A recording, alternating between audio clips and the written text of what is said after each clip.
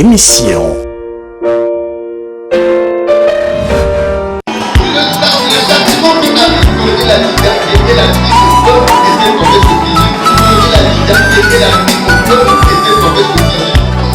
Ma Bible me dit que la parole est une épée.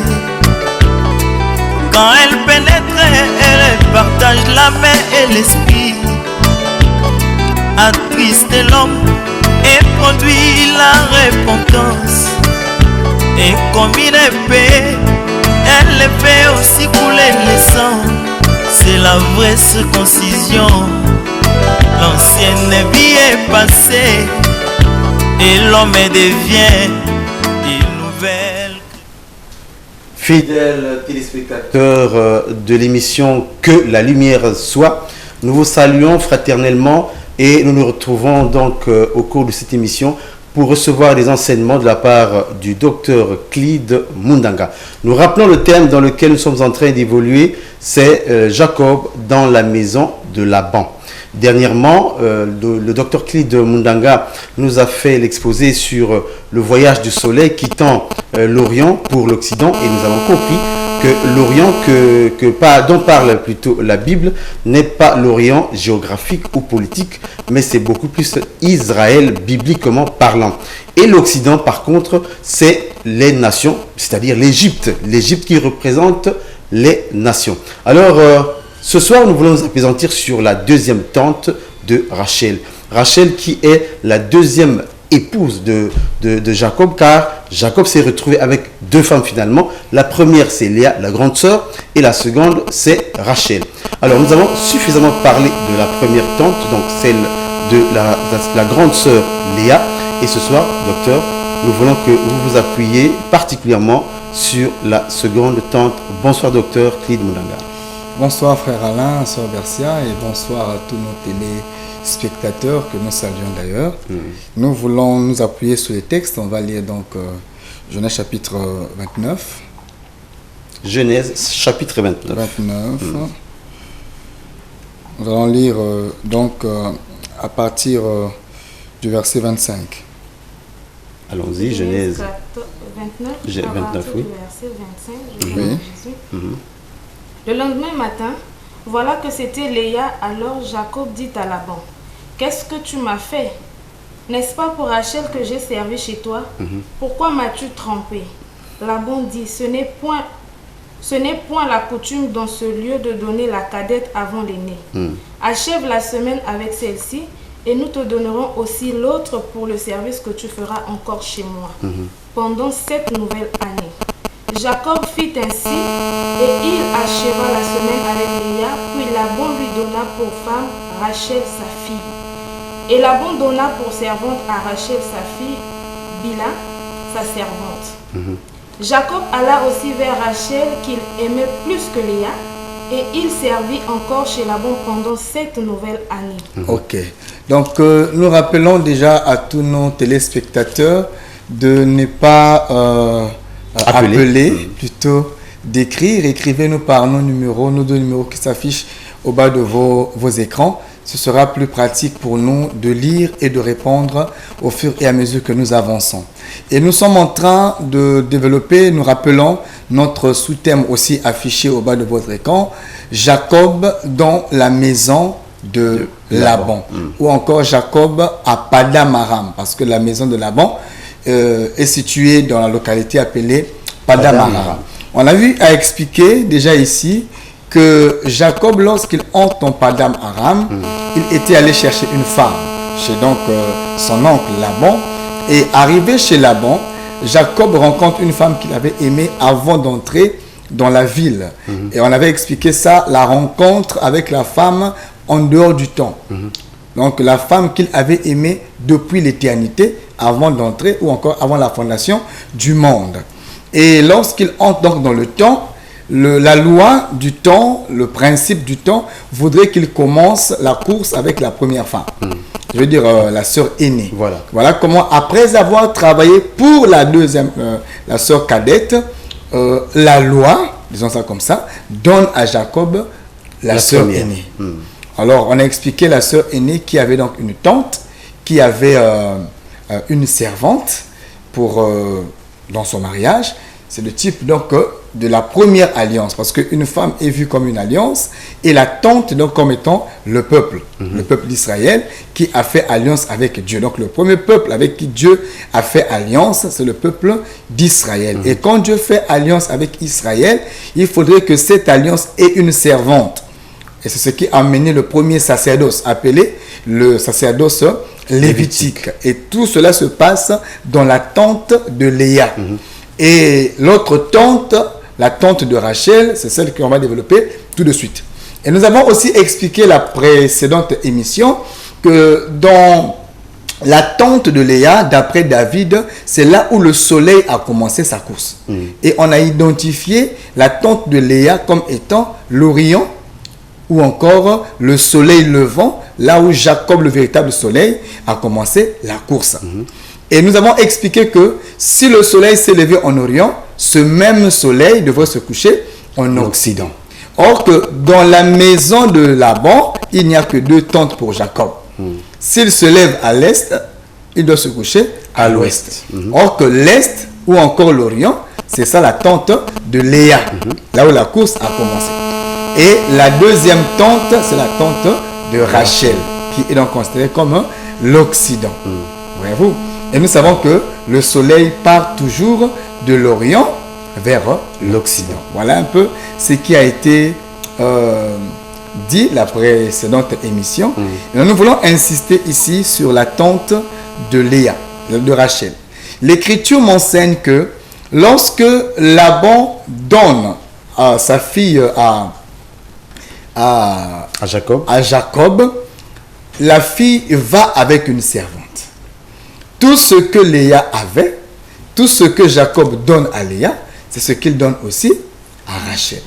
Rachel a une tante où la rencontre, où le mariage est consommé avec leur époux qui est Jacob, mais Rachel a aussi une servante. J'explique que ces 2 femmes-là sont prophétiques. Voyez-vous, Jacob n'a jamais eu la pensée d'épouser de femme. Il partait pour chercher une femme. Mais c'était la loi, le principe de la localité qui a fait que Jacob se retrouve avec 2 femmes et 2 servantes. Ce n'était pas son vouloir. D'ailleurs, même quand il travaillait pour une seule femme et il avait aimé une seule femme. Et si vous voulez l'exemple même, c'est avec Isaac. Isaac n'a eu qu'une seule femme dans sa vie. Voyez-vous, c'était même le type du mariage parce que Dieu voudrait que le mariage se passe entre 2 personnes. Un homme et une femme. Alors, la polygamie qui s'est passée avec Jacob a été un mouvement prophétique, parce que c'est même indépendamment de Jacob, mais ça a été un mouvement prophétique que le ministère doit expliquer aujourd'hui. Dans la tente de Rachel, on a dit il y a une servante. Maintenant, la même interprétation nous accompagne avec Rachel. Rachel qui est la 2e femme, là où le soleil va se coucher, c'est toujours l'image de la seconde et dernière alliance.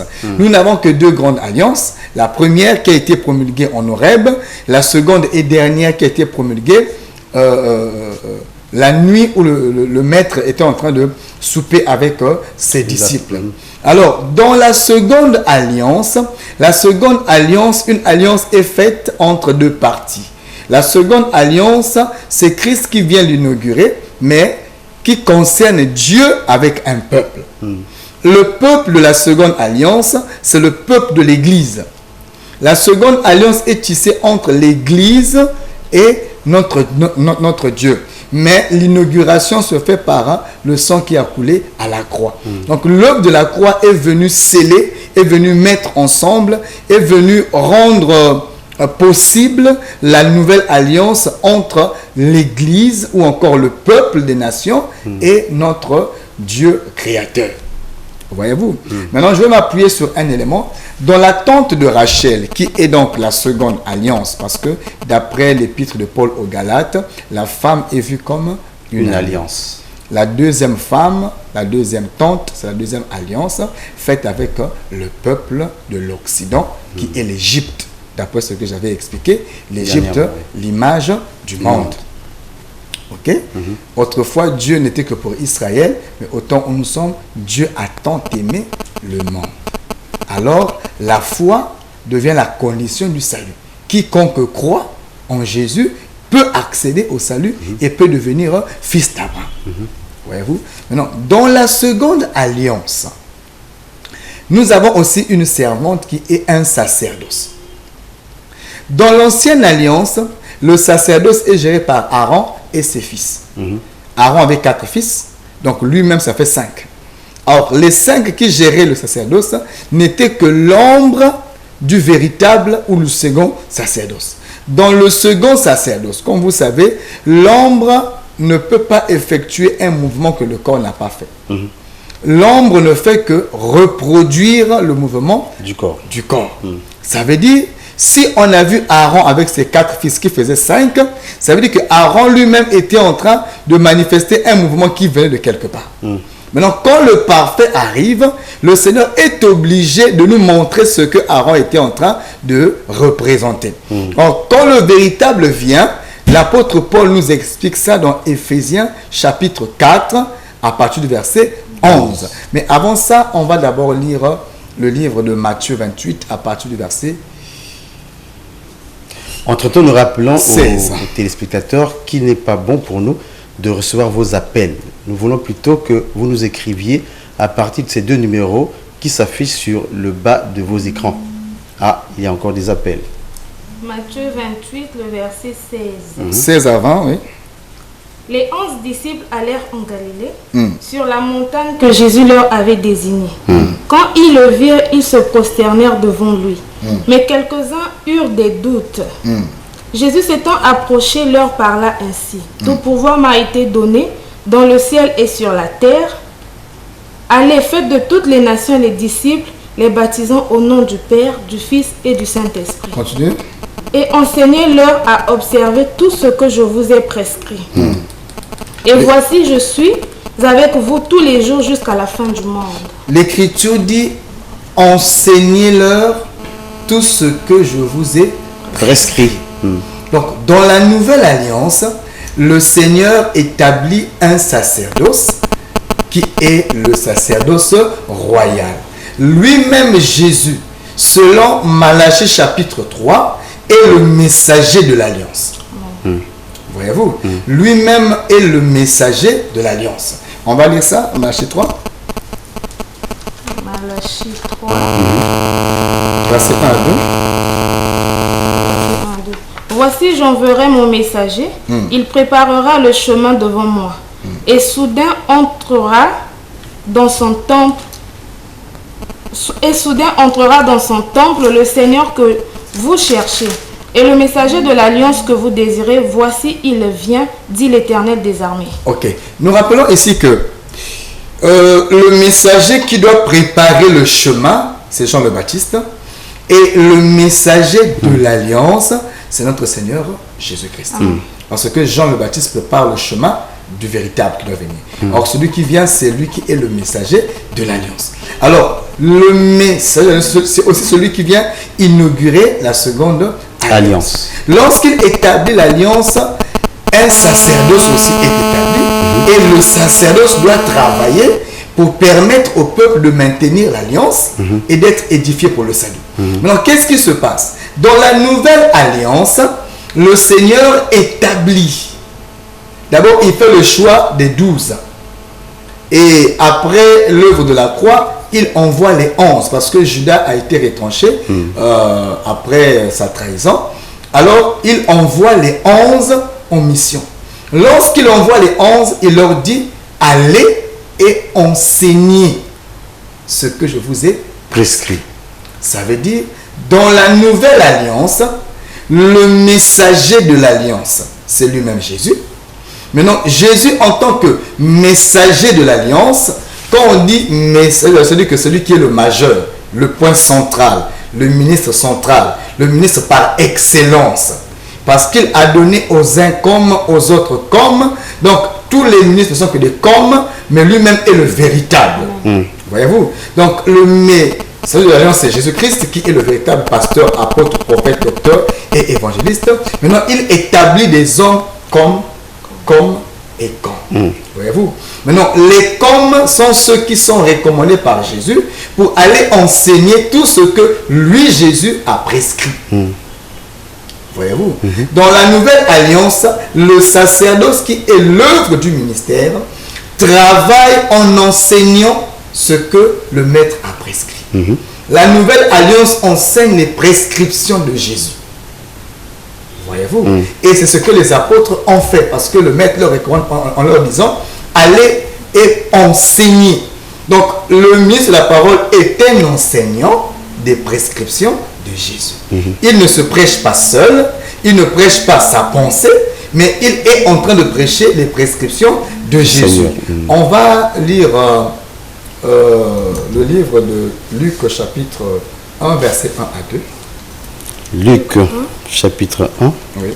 Verset 1 à 2. Plusieurs ayant entrepris de composer un récit des événements qui se sont accomplis parmi nous, suivant ce que nous ont transmis ceux qui ont été des témoins oculaires dès le commencement et sont devenus ministres de la parole. Témoins oculaires et puis ministre de la parole. Les témoins oculaires, ce sont les apôtres. Ils ont été établis ministres de la parole. Ici, je voudrais relever le point, l'élément selon lequel le ministère, c'est le domaine de la parole. D'abord, l'Écriture dit qu'ils ont été établis ministres de la parole. Et dans l'épître, dans les points selon Matthieu, le Seigneur leur recommande d'aller enseigner. Ça veut dire, les ministres de la parole, ce sont les enseignants que le Seigneur a établis pour édifier l'Église. Disons alors, Éphésiens chapitre 4, à partir du verset 11. Éphésiens 4, à partir du verset 11. Il dit, il a donné les uns comme apôtres, les autres comme prophètes, les autres comme évangélistes, les autres comme pasteurs et docteurs. Continue. Verset 12. Pour le perfectionnement des saints en vue de l'œuvre du ministère et de l'édification du corps de Christ, jusqu'à ce que nous soyons tous parvenus à l'unité de la foi et de la connaissance du Fils de Dieu à l'état d'homme fait, à la mesure de la stature parfaite de Christ. Donc vous voyez que l'Écriture est en train de nous présenter la charge ministérielle. Dans la nouvelle alliance, l'alliance que le Seigneur tisse avec son peuple, l'alliance qui donne naissance à l'Église par l'œuvre de la croix, il y a un sacerdoce unique, le sacerdoce qui est royal. Dans le sacerdoce royal, le souverain pasteur, le messager de l'alliance, que d'autres pourront appeler le ministre majeur et principal, c'est notre Seigneur Jésus-Christ. Maintenant, lui, il établit des comme et comme. Lui-même étant le véritable. Quand il dit qu'il a donné aux uns comme, ça veut dire que tous les ministres qui existent, moi-même qui vous parle, nous ne sommes que des comme. Le véritable ministre qui est le ministre par excellence, c'est lui-même le Seigneur Jésus-Christ, qui est le messager de l'alliance. Cependant, dans l'alliance, le messager a établi des messagers. Voyez-vous? Alors, à commencer par les apôtres, d'ailleurs, lorsque le Seigneur fait la recommandation, c'est aux apôtres qu'il parle. Quand il dit, allez et enseignez ce que je vous ai prescrit. C'est-à-dire que même les apôtres n'ont fait que répéter Jésus. Paul a répété Jésus. Et nous aussi, nous répétons Jésus. Voyez-vous? C'est pour dire qu'au temps où nous sommes, le ministère de la parole doit répéter les prescriptions de Jésus. Et dans l'Église, nous n'avons pas un prophète majeur. Voyez-vous? Nous n'avons pas un prophète majeur, nous n'avons pas un pasteur majeur, nous n'avons pas un docteur majeur, nous n'avons pas, aujourd'hui, j'entends dire, même des chantres majeurs. Voyez-vous? L'excès de la titromanie a emmené les gens à créer des titres qui n'ont ni tête ni queue et qui n'ont pas de souche biblique. C'est triste qu'on entende parler des chantres majeurs. C'est un excès de zèle. Donc nous disons que dans l'Église, dans la Nouvelle Alliance, il n'y a pas un pasteur qui soit majeur. Ça n'existe pas. Il n'y a pas un prophète majeur. D'ailleurs, tous les apôtres eux-mêmes ont répété les prescriptions de Jésus. Voyez-vous? Un majeur ne répète pas. un majeur apporte et fournit aux autres. Alors, tous les ministres de la parole, depuis les apôtres jusqu'à la fin même de la marche de l'Église, tous les ministres sont établis pour enseigner, mais ne sont pas des majeurs, parce qu'eux-mêmes sont alimentés par Jésus, et eux-mêmes doivent répéter Jésus. Il est écrit, par sa lumière, nous voyons la lumière. Donc la vraie lumière, c'est Christ lui-même qui alimente les prédicateurs autant où nous sommes. Mais est ministre de la parole, d'ailleurs est ministre celui qui est établi comme enseignant de la parole. Oui, Docteur, permettez que je pose une question. Oui. Vous avez dit que tous ont reçu des prescriptions du Seigneur, mais que dire de l'apôtre Paul, qu'on présente même comme étant un des majeurs? Il n'a pas été avec le Seigneur. Bon, voilà l'élément qu'il faut éclairer. Aucun verset biblique ne parle de Paul comme un prophète majeur. Le problème, c'est que les gens se sont habitués à lire des versets publics et non bibliques. Voyez-vous, il y a beaucoup de versets publics comme ça. Un verset public selon lequel Paul serait un prophète, un verset public selon lequel Paul serait le prophète de, je ne sais pas, d'un certain âge, des versets publics. Jusqu'à ce jour, je fouille la Bible, je n'en trouve pas. Mais c'est un verset qui reste public, ce n'est pas biblique. Voyez-vous? Et un verset peut être public, mais ne pas être biblique. J'aimerais plus parler des versets bibliques, des faits que l'Écriture souligne. Dans les Écritures, l'apôtre Paul est un apôtre comme les autres. D'ailleurs, on l'a comparé avec Apollos. Un majeur, on le compare. Voyez-vous?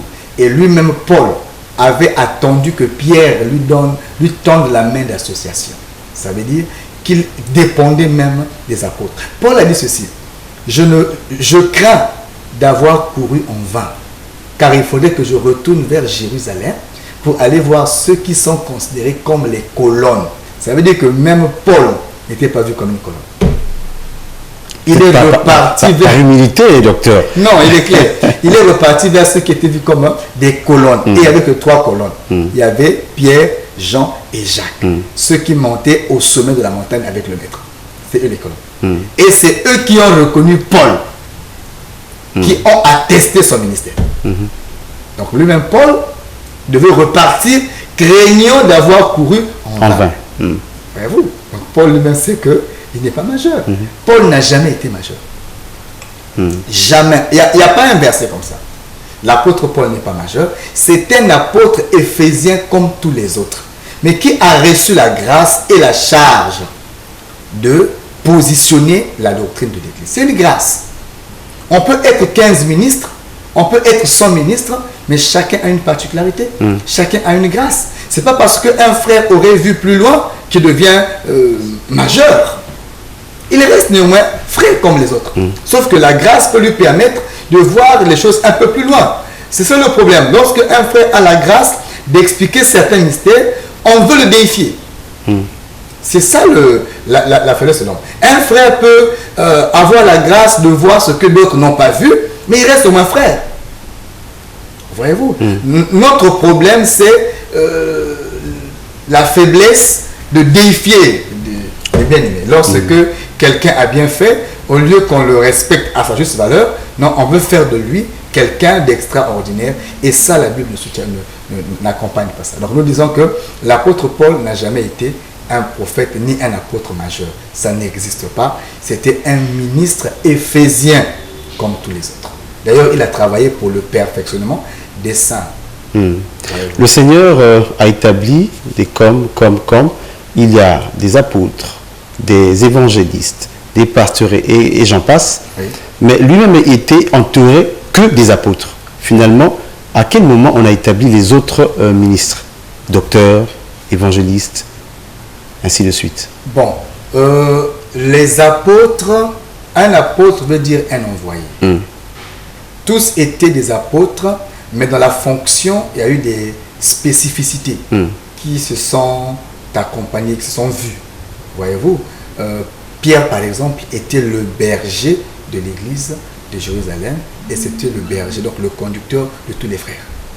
Donc, Pierre a exercé comme pasteur, par exemple. Ils ont tous été appelés apôtres, dans le sens que Dieu leur envoyait, parce que la mission principale devait commencer avec eux. Voyez-vous? Mais dans la suite, c'est défini d'autres grâces ministérielles, telles que Agabus était un prophète. Et j'en passe. Timothée était évangéliste. J'en passe. Philippe était évangéliste. Donc il y a eu d'autres grâces ministérielles qui ont commencé à se dessiner avec le temps.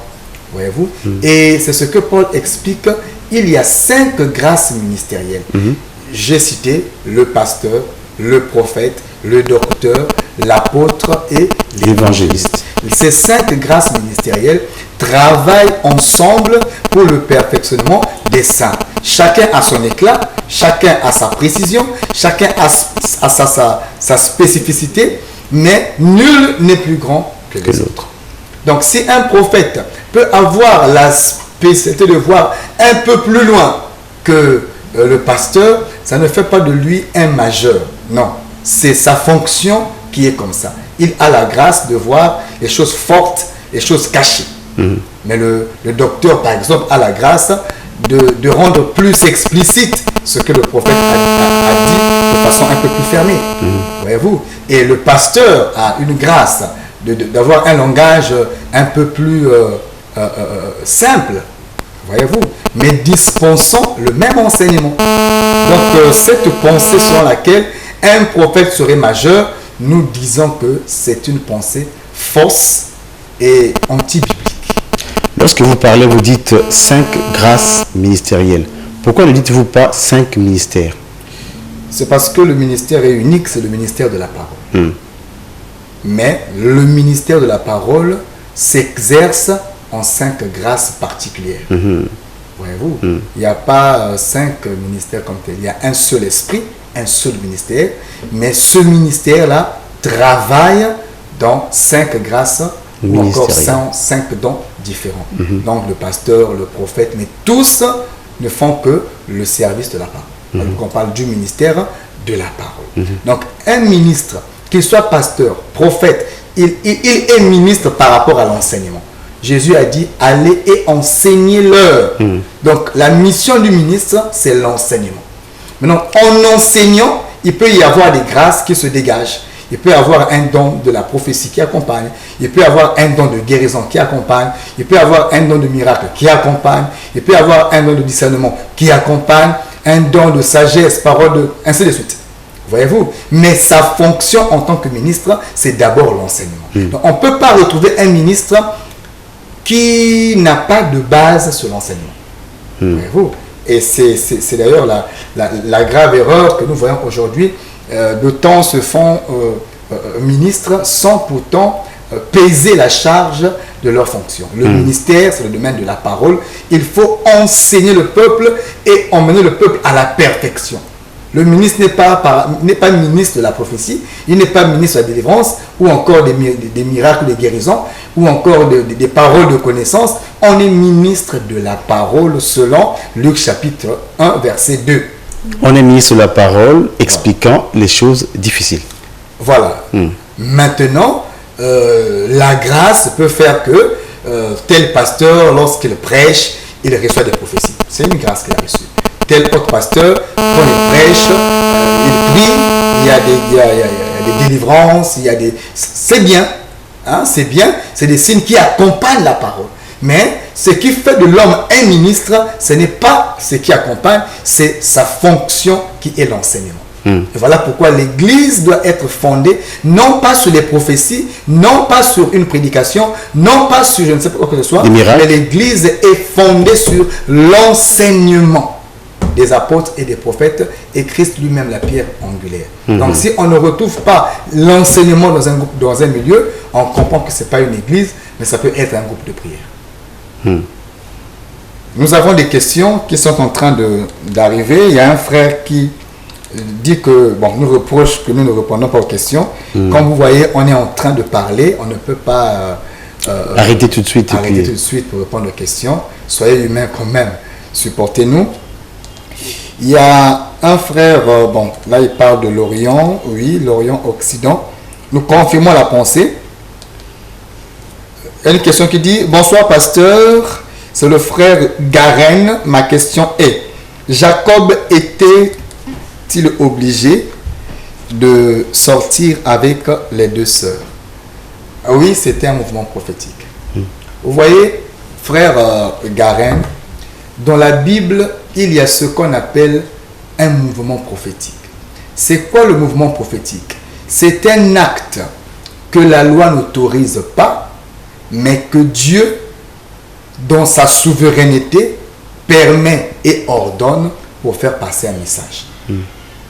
Voyez-vous, vous avez Ésaïe par exemple. Dieu dit à Ésaïe de sortir et d'aller prophétiser nu dans les rues d'Israël. Mais attends, c'est pas censé qu'un prophète devienne nu pour commencer à prêcher. Voyez-vous. Mais comme c'était un ainsi dit le Seigneur, il était obligé de sortir et de le faire. Pour certains, ça peut paraître un scandale, mais il était en train de poser un mouvement prophétique. En tant que prophète, il devait poser ça pour faire passer un message. Ça expliquait le véritable prophète qui devait être nu à la croix pour prophétiser. Voyez-vous. Vous avez le Seigneur qui demande à oser d'aller prendre une femme prostituée ou encore une femme aimant un autre homme qui a des enfants avec elle, et de l'aimer comme ça. Voyez-vous. Et le prophète est allé prendre une femme. Mais on ne va pas enseigner aujourd'hui aux hommes de Dieu d'aller prendre des prostituées parce que Osée aurait pris une femme prostituée. Non. Ce que fait le prophète est un mouvement prophétique qui explique Christ. Parce que Dieu avait aimé une femme qui était infidèle. Et la femme, c'était Israël, qui courait après plusieurs amants, Baal, Kémosh et consorts. Voyez-vous. Maintenant, le Seigneur, pour faire passer un message, il dit au prophète qui prend la place et lieu de Dieu d'aller aimer une femme. Ce qu'ils sont avec la femme qui aime plusieurs hommes, c'est ce que Dieu sent dans son cœur lorsqu'il aime Israël. Un mouvement prophétique. Mais on ne va pas aujourd'hui dire aux frères d'aller prendre des femmes prostituées ou des femmes infidèles. Ça n'a pas de sens. On appelle ça un mouvement prophétique. Ce que Jacob a fait était un mouvement prophétique. D'ailleurs, il a dit à son beau-père, pourquoi m'as-tu trompé? Pourquoi m'as-tu fait? Ça veut dire que ce n'était pas mon désir. Ce n'est pas ce que je veux. Je veux d'une seule femme, c'est la sœur Calette. Mais comme la loi le dit, je fais. Voyez-vous. Et ce que Jacob a fait n'est pas un péché, mais c'est un mouvement prophétique. C'était l'ombre. Voilà pourquoi on dit que l'ancienne alliance était l'ombre des choses à venir. Aujourd'hui, dans le corps, on dit que l'ancienne alliance est l'ombre, le corps est en Christ. Alors, dans la nouvelle alliance, nous ne sommes plus dans l'ombre, mais dans le corps. Et dans le corps, un frère, pour répondre à une question ici, un frère pasteur ne peut pas être polygame. Voyez-vous. Pourquoi cette précision, frère pasteur? Donc, un autre frère qui n'est pas pasteur peut être polygame? La polygamie dans la nouvelle alliance n'est pas permise. Voyez-vous. Mais il y a une exception. Exception. Que je veux préciser. L'apôtre Paul dit, celui qui aspire à la charge d'évêque, l'évêque doit savoir qu'un évêque doit être mari d'une seule femme. S'il dit qu'un évêque doit être mari d'une seule femme, ça veut dire qu'il voit des frères qui ont plus d'une femme. Voyez-vous.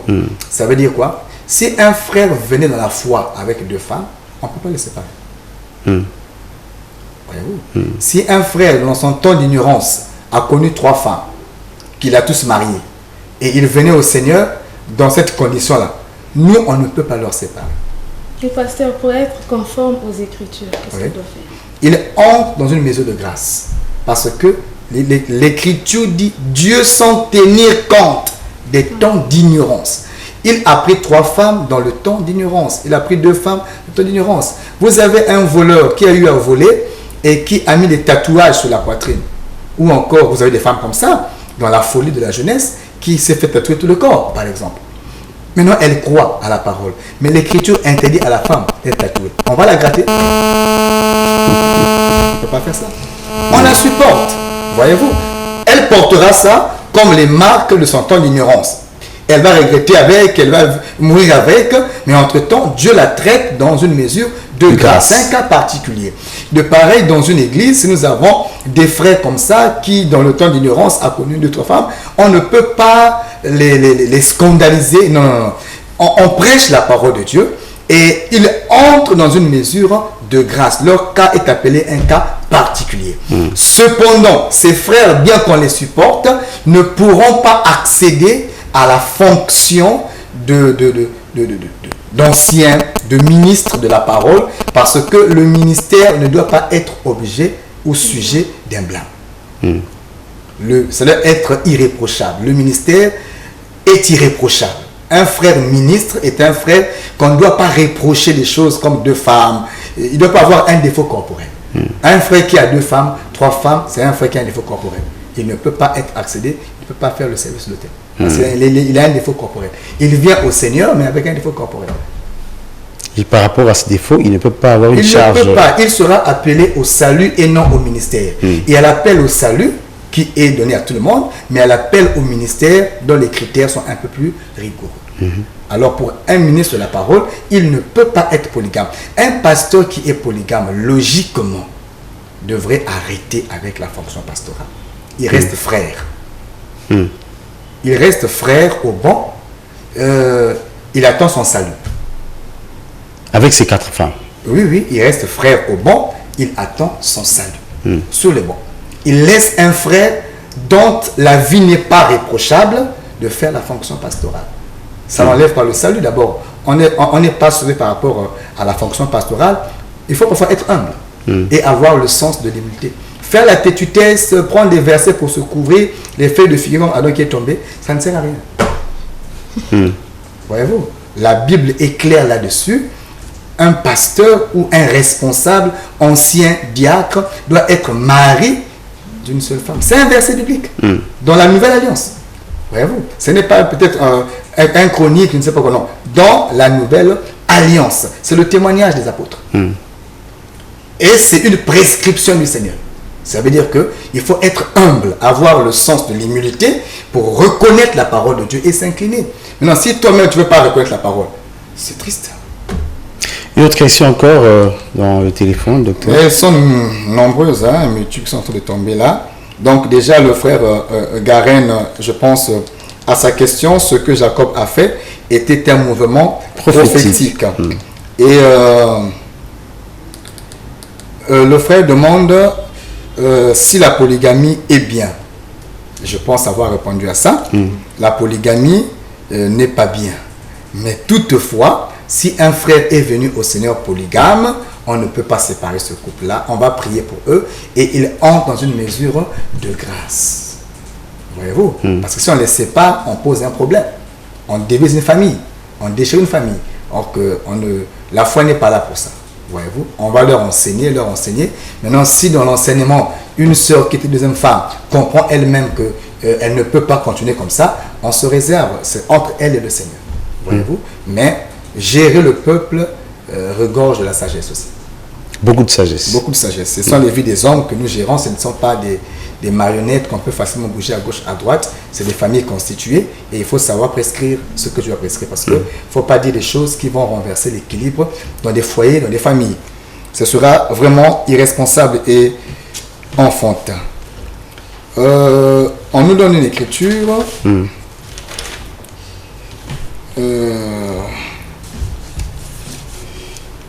Jérémie 33, verset 3. C'est une écriture que nous citons très souvent. C'est un frère, il donne que l'écriture, mais il n'y a pas de commentaire à l'écriture. Ah bon?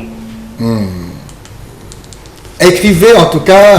Il y a des téléspectateurs qui insistent sur les appels.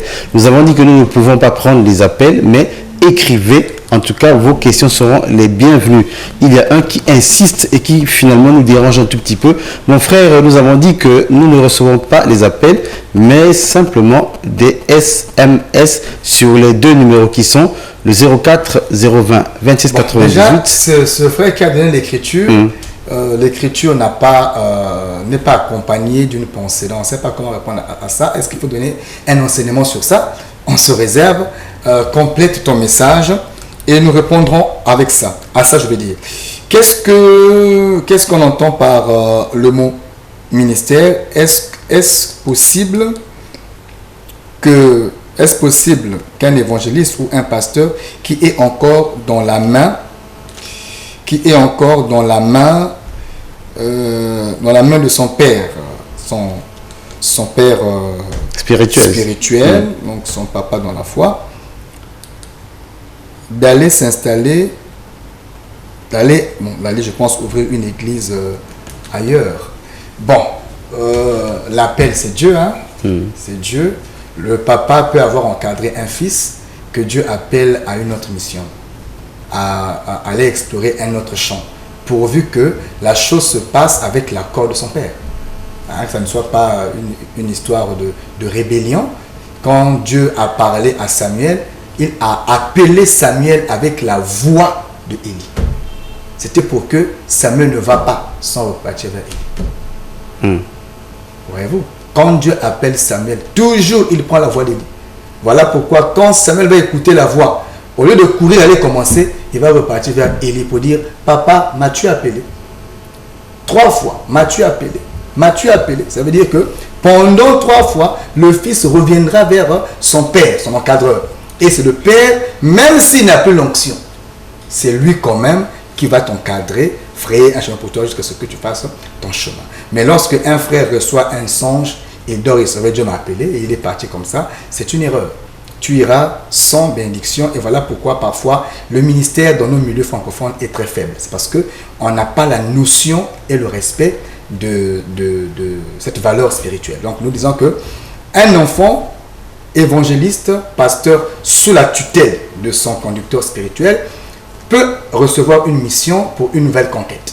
Il doit aller voir son père, que son père prie pour lui, pour qu'il continue avec la mission à laquelle Dieu l'a appelé. Même les apôtres ont fait ça. Dieu aura certainement au préalable averti aussi le père spirituel, docteur. Oui, Dieu parlera à l'un comme à l'autre. Quand le Seigneur envoie Pierre dans la maison de Corneille, il parle à Pierre, il parle à Corneille. C'est pour qu'il y ait équilibre, voyez-vous. Mais il arrive que Dieu ne parle qu'au Fils, et le Père, par sagesse, saura gérer ça. Parce que quand Dieu appelle Samuel, il ne parle pas de ça à Élie. Il ne faut pas que Élie mette les barrières. Nous acheminons. Parce qu'on a appelé Samuel avec la voix de Élie. Merci. C'est pour ramener le Fils vers le Père. Tout à fait.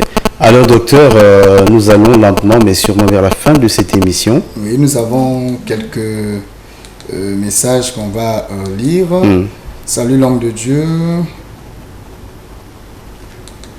En tout cas, le temps court. Il faut bien que on y mette fin à ces questions. Oui, c'est des questions qui viennent. Des questions, des messages d'encouragement. Merci beaucoup. Merci beaucoup. Bon, mais ça, on peut le lire à la fin. Là, on dit que Shalom, mon ancien, un homme de Dieu, qui était le messager qui criait aux vierges: voici l'époux, sortez à sa rencontre. C'était-ce lui-même ou le prophète qui faisait cela? Bon, vous voyez, parfois, mon précieux frère, déjà l'écriture ne parle pas d'un prophète là-bas, c'est nous-mêmes qui écoutons trop ce qui se dit un peu partout. L'écriture ne dit pas ça. Hein, il n'y a pas eu un prophète là-bas. La Bible dit que l'Église est édifiée sur le fondement des apôtres. Et la Bible dit que, dans le livre d'Éphésiens, que les ministères, les grâces ministérielles ou encore le ministère a été établi pour le perfectionnement des saints. Ce n'est pas une grâce, mais ce sont les grâces ministérielles. Voyez-vous, un seul prophète ne peut pas emmener le peuple à la perfection. Un seul pasteur ne peut pas. Même moi qui vous parle dans l'assemblée que je conduis en tant que docteur de la parole, je ne peux pas être le seul à enseigner les enfants. Il arrive le temps où je fais appel aux frères qui ont une grâce pastorale, qui ont une grâce évangélique, parce que le peuple doit écouter toutes ces grâces-là pour atteindre la perfection. Parce que Dieu ne peut pas tout enfouir dans une seule personne. Voyez-vous. Donc, il n'y a pas un prophète qui soit majeur. Alors, fin donc de cette émission, chers téléspectateurs. Nous vous fixons rendez-vous pour le samedi prochain, mais entre-temps, la rediffusion de cette émission est prévue pour le jeudi à partir de 14h30 jusqu'à 15h. Merci chez vous et bonsoir.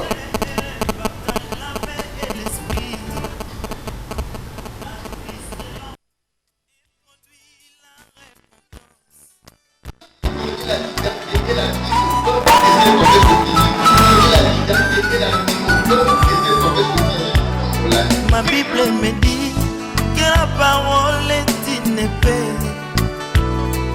Quand elle pénètre, elle partage la main et l'esprit. Attriste l'homme et produit la repentance. Et comme une épée, elle les fait aussi couler le sang. C'est la vraie circoncision. L'ancienne vie est passée et l'homme devient